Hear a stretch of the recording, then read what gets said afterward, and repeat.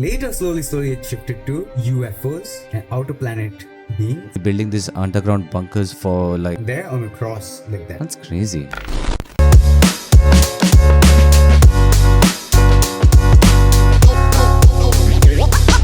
Hi Sean, what's up? Tell me. What you up to today? Nothing much. I'm excited to share today's topic with you. Okay, I see that. So what you got today, by the way? Like for our second episode, you know? It's this some little mysterious, little heinous crime. It's weird. Fuck, I would love to share this with you. This is about the cults. Certain cults, not religions, it's cults. But these are cults that have already ended. They're finished. But they're so weird, man. They're like, shit, I would love to share this with you. Tell me your opinion. It's interesting. Cults are crazy people, you know. I have heard about cults like self-sacrificing cults. People from India has gone to America, try to create a cult. I'm sure we all know about Osho, right? Yeah, I've heard, yeah. Come on, let's go. Let's dive in. He says that he is from the 8th planet in the 19th galaxy of Eliwan, a universe far outside of this one. Does it make sense to you? That's in the book. If he wrote it, then yeah. We're from Orion. Dr. York is from Risk. He's from Orion. What's the deal? There's nothing strange. It's just new to the public. Egyptian theme park. This is a theme park? An Egyptian theme park. Now, there's some people who think this is a cult. Well, there's two ways to look at it. That's crazy. You don't Is have that in to have a America? religious belief. Yeah. You follow what I'm saying? Now, on the other hand, culture, there's a connection there. So if you say we're a cult in the sense of we found a culture that works for us, yeah. What they are is a... You see the mindset of the people. This is an interviewer. He's in the community, this cult. I'll talk about this, but this cult has, you can see all that pyramids, and you saw the Egyptian decorations and all that. Their belief was based on that, and they had an entire community, bro. A big, huge compound, an area, a place, a locality, that big, thousands of people. This is what they're showing. And one interviewer went there and he's talking to one of them, a believer, a guy who's a part of it. And he is the one explaining all this. So basically what, like he's asking, like were his ancestors was the one who built this kind of pyramid and stuff? No. They have agreed that they only built it. No, they're not hiding anything. In plain sight, open eyes, in front of everyone, they have built this entire community and these things they're building. This is not as big as the Pyramid of Giza and all that. It's just shaped up like that. It's a little big. People can enter. There are underground bunkers around from there. Oh, okay. It's all that. I see that. That's crazy. So what, like basically building these underground bunkers for like for these world wars and stuff like that? I mean, are they getting prepared for that? Yes. Or are they trying to save their cult people if any world war happens? And you might not know if everyone dies, like they'll be the one who'll be around the entire state or maybe the country. Probably they can start a new cult. Exactly. That's crazy. So you see all these things, and just before this clip, did you hear what he was asking him?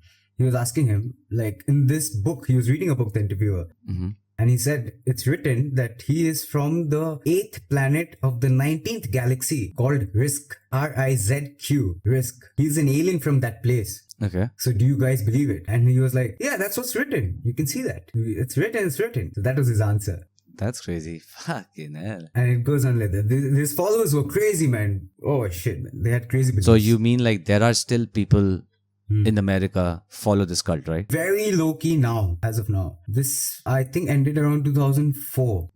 There are people who still believe, maybe, who are there, but very low key. It's not followed. It's a crime. roadside curiosity to native Putnam Countyans, and to the folks inside the gate, a community with children and entertainment, and an Egyptian theme, and a leader they call Grandmaster, who writes that he's from He looks like one of those 90s rapper, man. Yeah. Does it look like we're going anywhere soon to you? We build it. It's so beautiful out there. It's a beautiful, peaceful environment where we invite any nationality, any race to come out and visit. See that entire thing? Damn, that's a huge area, man. Huge area. Shit. Crazy, man. You know, like how people start self-believing on this cult. I mean, if someone tells me about this cult, hey dude, I have this thing, if you can come, you can have some good time. No one can tell you to do this, no one can tell you to do that. It's gonna be our kind of a religion. Fuck that shit, dude. I noticed, reading through all the cults and all that, it's one person with the motive. Is that one person a psycho person, whatever? I will not talk wrong or bad about any cults here, but one person with a motive, he comes up with an agenda. He goes way out of his league. He gets people following them, makes them believe that he's the one or he's helping them. Here, as he said, he's from Orion, he's from Risk Planet and all that. How it's written. So they followed Islam first. And it's that one person leading. But slow and steady, things their belief started shifting towards Egyptian culture. The Egyptians, what they believe, their gods and everything. Later, slowly, it shifted to UFOs and outer planet beings. Finally ended with Illuminati and all those kind of thoughts. So they just have this faith, this blind faith on this particular cult. If this cult asks him to do whatever they want him to do or want her to do, and I'm sure they're going to follow it. They were like reacting, their daily life things were on those beliefs.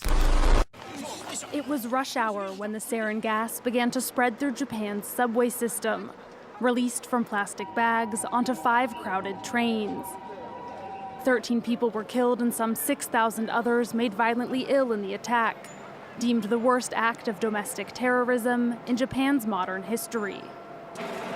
2 months later, Japanese authorities arrested Shizuo Matsumoto, a man better known as Shoko Asahara, the leader of the so-called doomsday cult Om Shinrikyo, meaning supreme truth.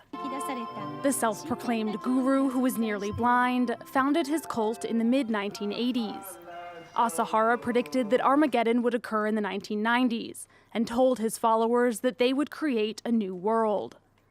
By the time of the Tokyo subway attack in 1995, the cult had 10,000 followers in Japan and some 30,000 in Russia. Devotees included doctors and engineers who produced the chemical weapons used to carry out the group's crimes. While Asahara built himself on charisma, he spoke little during his trial, muttering incoherently without ever explaining his motivation. He was sentenced to death in 2004, along with 12 followers. Asahara's cult eventually disowned him and disbanded, but Japanese authorities say splinter groups remain active, with some 1,600 members.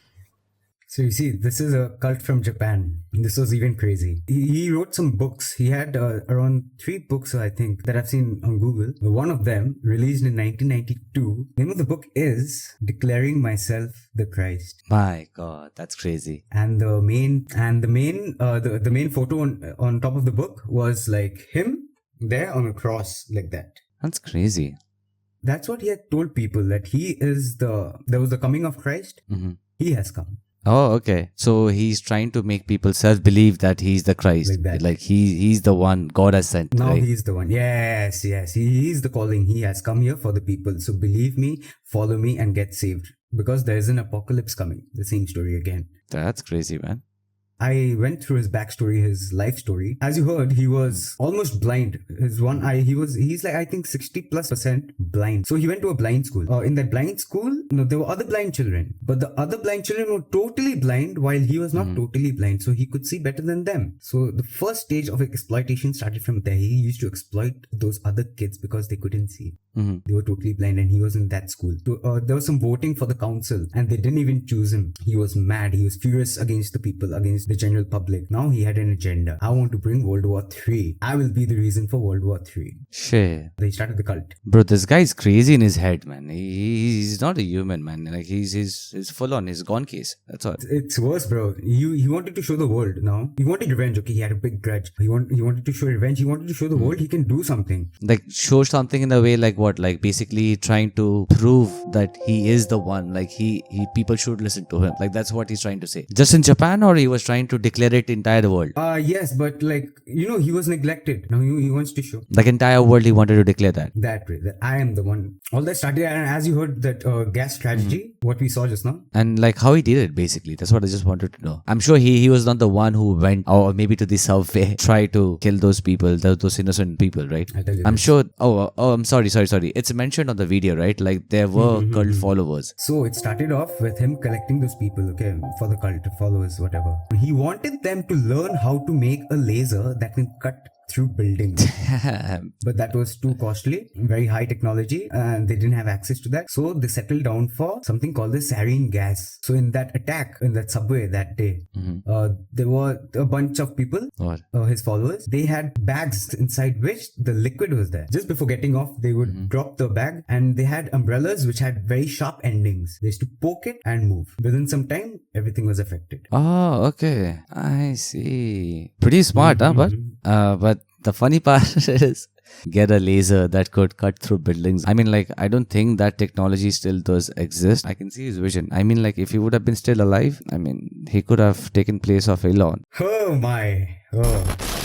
So yeah, that's it today. Thanks Vicky for sharing the video. And I'm sure that next episode we're gonna spice something up, you know. So yeah, thanks guys. Thank you for watching. I hope you stay tuned and like, subscribe to Duo Junkie. Switch on the notification bell so that you don't miss anything. See ya.